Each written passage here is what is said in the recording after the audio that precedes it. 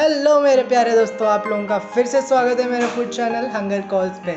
आज मैं शेफ़ कलश कौल आप लोगों के लिए एक ऐसी बढ़िया रेसिपी लाया हूँ जिसे बनने में 8 से 12 घंटे लगते हैं। पर आप लोगों को टेंशन लेने की ज़रूरत नहीं है, क्योंकि मैं वही रेसिपी लाया हूँ जिसे आप सिर्फ 5 घंटे में बना सकते हैं, वो भी अपने घर के किचन्स में। पर इससे पहले मैं आपको रेसिपी के बारे में बताऊँ, अगर आप लोगों ने मेरा चैनल अभी तक सब्सक्राइब नहीं किया है तो आप लोगों को पता है क्या करना है। आज हम लोग बनाएंगे हैदराबादी मटन हलीम। हलीम को पकने में इतना टाइम इसलिए लगता है क्योंकि इसमें डाली जाती है अलग तरह की दालें, मटन, ढेर सारा घी, मसाले, जिनको धीमी आंच पे पूरी रात पकाया जाता है। तो जब ये 12 घंटों के लिए पकता है, ये एक बहुत बढ़िया सा पेस्ट बन जाता है जिसे खाने में बहुत मज़ा आता है। तो मैं यही हैदराबादी हलीम की रेसिपी लाया हूँ जिसे आप सिर्फ 5 घंटों में बना सकते हैं। तो अगर आप लोग घर पे बैठे हैं, फ्री बैठे, आपके पास कुछ नहीं है करने के लिए, तो अभी अपने किचन्स में जाइए, मेरी ये रेसिपी ट्राई कीजिए और नीचे कमेंट सेक्शन में अपने कमेंट्स लिखिए कि आपको ये रेसिपी कैसी लगी। तो चलिए बनाते हैं हैदराबादी हलीम।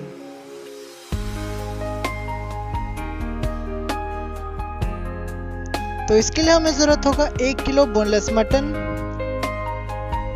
3 बड़े चम्मच मसूर दाल, 2 बड़े चम्मच पीली मूंग, 3 बड़े चम्मच दलिया, 2 बड़े चम्मच उड़द दाल, 8 से 10 कटे हुए बादाम, 3 बड़े चम्मच चना दाल, 2 छोटे चम्मच धनिया पाउडर, 2 बड़े चम्मच लाल मिर्च पाउडर, 1 छोटा चम्मच हल्दी, 2 बड़े चम्मच दही, 2 बड़े चम्मच अदरक लहसुन का पेस्ट, 2 छोटे चम्मच हैदराबादी गरम मसाला जिसकी रेसिपी मैंने डिस्क्रिप्शन में डाली हुई है, और नमक, 2 पीस दालचीनी, 2 बड़ी इलायची, तेजपत्ता, 3 से 4 हरी इलायची और 10 ग्राम जीरा और पोटली मसाला।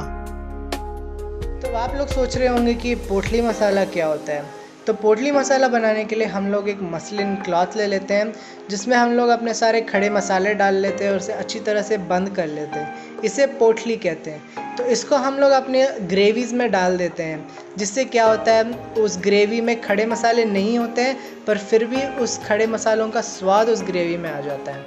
और अगर आप लोग जानना चाहते हैं इस पोटली मसाले में क्या क्या मसाले पड़ते हैं तो प्लीज़ नीचे डिस्क्रिप्शन में देख लीजिए।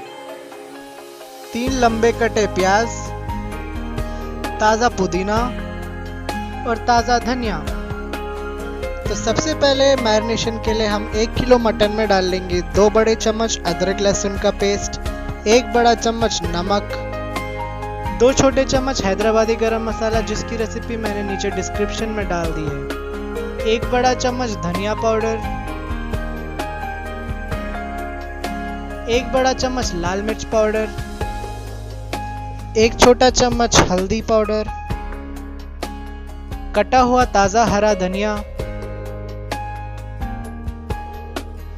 और 3 बड़े चम्मच दही।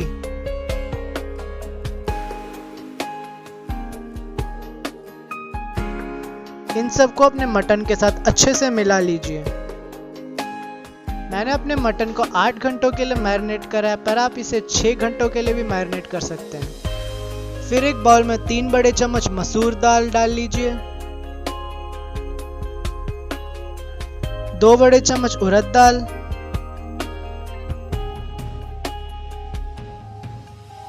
2 बड़े चम्मच चना दाल, 2 बड़े चम्मच पीली मूंग दाल, 3 बड़े चम्मच दलिया और 8 से 10 कटे हुए बादाम डाल लीजिए। 2 ग्लास पानी डाल लीजिए और उसे पूरी रात के लिए भिगोने के लिए रख दीजिए ताकि अगले दिन आपकी दालें थोड़ी सी नरम हो जाए। फिर हम सबसे पहले प्याज को लंबा लंबा काट लेंगे। फिर एक पैन में 3 से 4 बड़े चम्मच घी को अच्छे से दुरुस्त कर लेंगे। घी दुरुस्त हो जाने के बाद उसमें लंबे कटे हुए प्याज डाल लेंगे। 1 बड़ा चम्मच नमक डाल लीजिए और उसे धीमी आंच पे अच्छे से फ्राई होने दीजिए जब तक वह ब्राउन ना हो जाए। जब आपके प्याज तैयार हो जाए फिर उसमें से आधे प्याज निकाल लीजिए और अपने मटन मैरिनेशन में डाल लीजिए।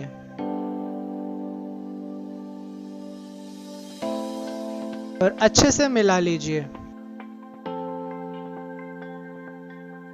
तो सबसे पहले हम अपनी दालें पका लेंगे। उसके लिए एक बड़ा पतीला ले लीजिए और उसमें सारी भिगोई हुई दालें डाल लीजिए।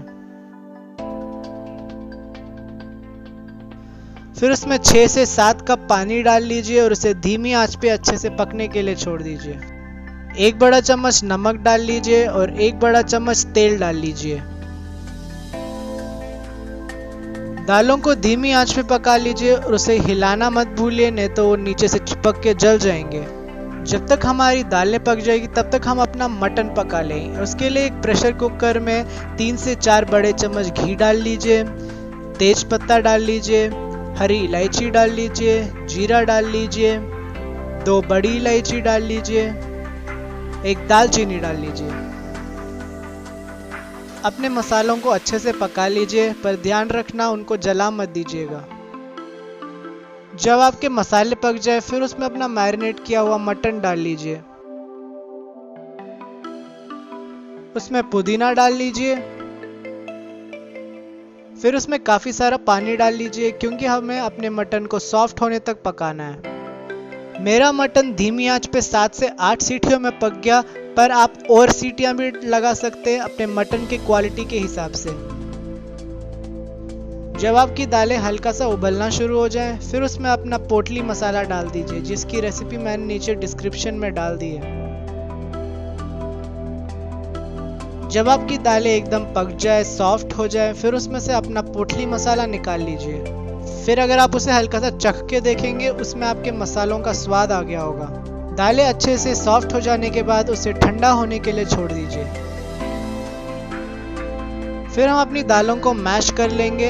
अगर आपके पास मैशर नहीं है तो आप इसे ब्लेंडर में डाल के इसका पेस्ट भी बना सकते हैं।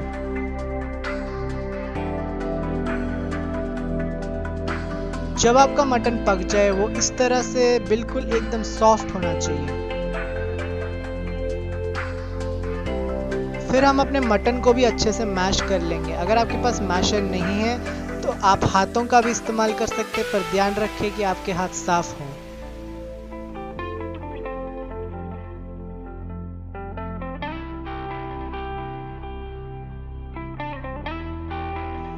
फिर मटन को मैश किए हुए दाल में डाल लीजिए और उसे अच्छे से मिला लीजिए।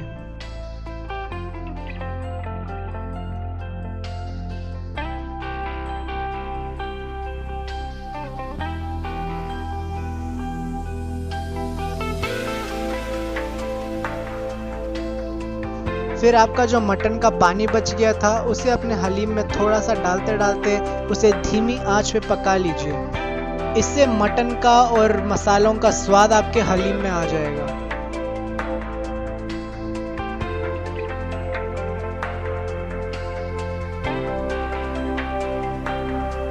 हलीम पकाते समय एक चीज बहुत ज्यादा इम्पोर्टेंट है कि आपको वही खड़े रह के उसे हिलाते रहना है, नहीं तो वो नीचे चिपक के जल जाएगा।